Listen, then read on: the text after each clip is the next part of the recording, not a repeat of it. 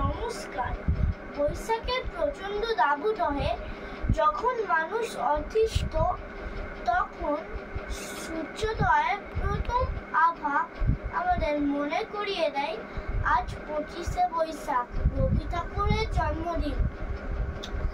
জন্মদিনের পরেও জন্মদিন ফুরায় না, নতুন নতুন ভাবে আমারও পরানো যাহা চাই, তুমি তাই গো, আমারও পরানো যাহা চাই। তোমার ছাড়া আর জগতে মোর কেহ নাই, কিছু নাই গো,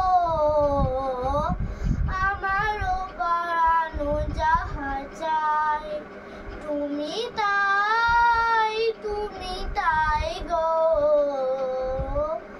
আমারও পরানো যাহা চাই।